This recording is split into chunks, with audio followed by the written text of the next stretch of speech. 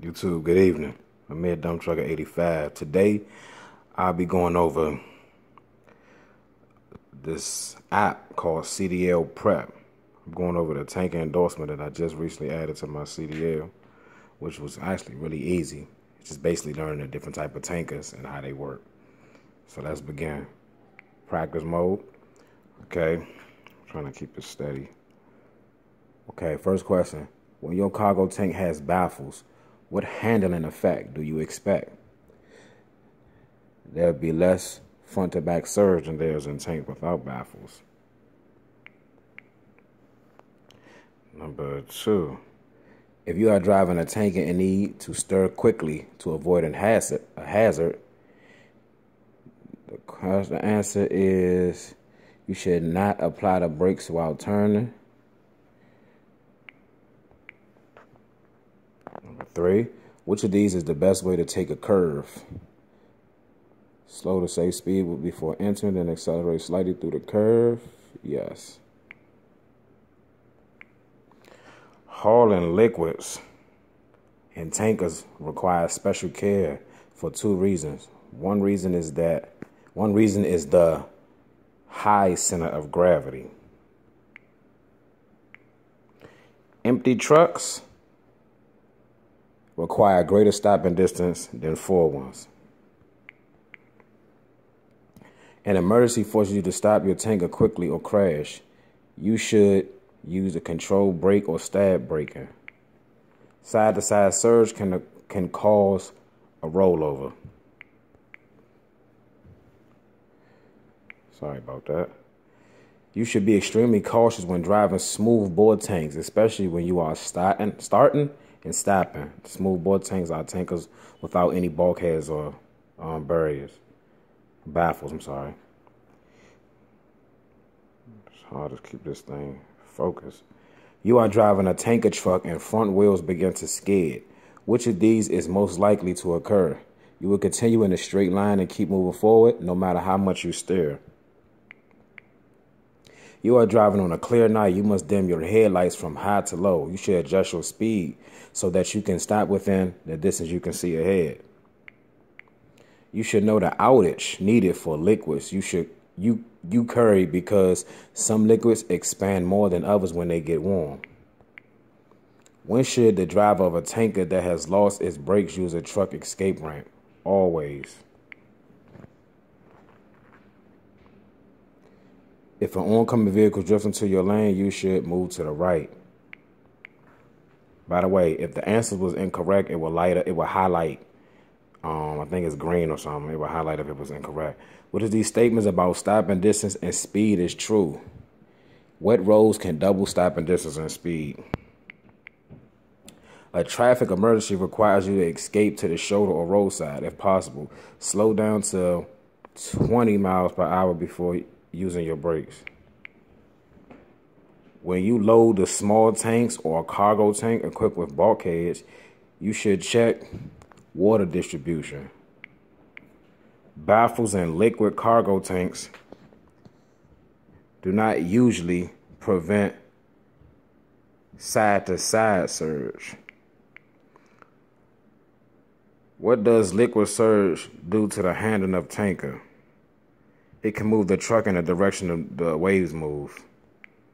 The best way to take a curve is to slow to a safe speed before entering the curve, then accelerate slightly as you go through it. You are driving on a clear night with your low beam lights on.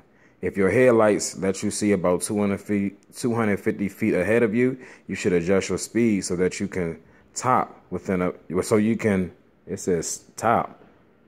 I'm assuming that meant stop within about 250 feet. Which of these statements about emergency steering is true?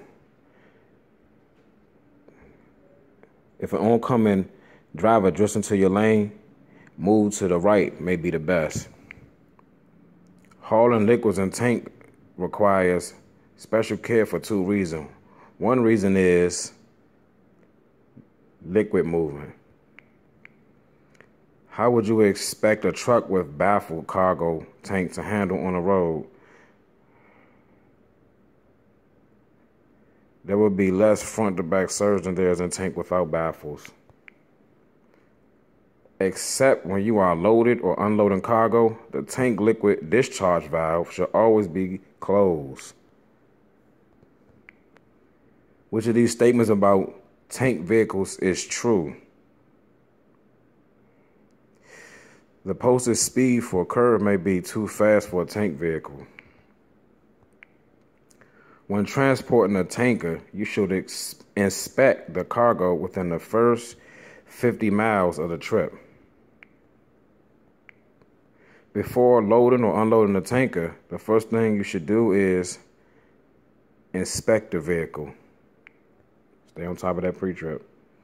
When inspecting the pipe connection and hoses for leaks, pay special attention to joints. These ads keep popping up. Portable tanks are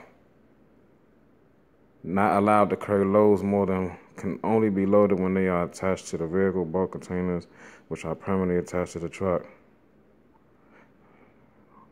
Not allowed to carry loads that are more than 1,000 gallons. Oh, got that one on. Bulk containers, which are not permanently attached to the truck. Okay, I misread that one. It's portable, so it's not attached. Okay, so the answer was bulk containers, which are not permanently attached to the truck. Still doing good. Vehicle skids are often caused by driving too fast. If you steer a tank vehicle too quickly while braking, you can cause vehicle to roll over. Super easy. Which of the statements about emergency steering in tankers is true? When making quick steering moves, do not apply the brakes. Baffle liquid tanks have bulkheads with holes in them that let liquid flow through them. When your cargo tank has baffles, what handling effect do you expect? There will be less front to back surge than there is in a tank without baffles.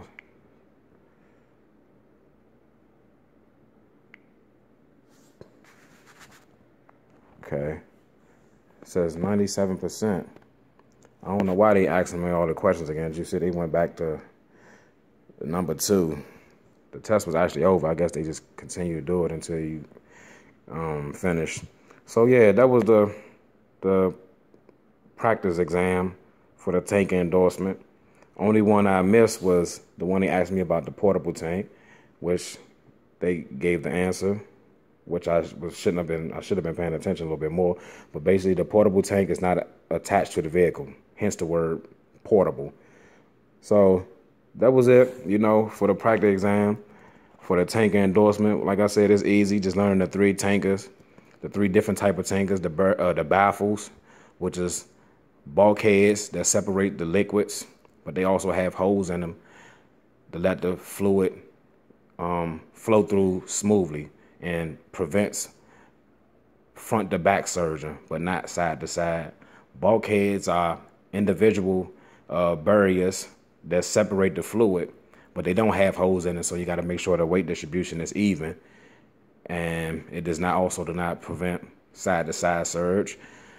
Unbaffled liquid bulkheads, or also known as smoothbore, are tankers with no bulkheads or barriers. Nothing in it, just the fluid, and it's really just used for food materials such as milk because it's hard to clean it. So thanks again for watching. Hope you subscribe. Peace.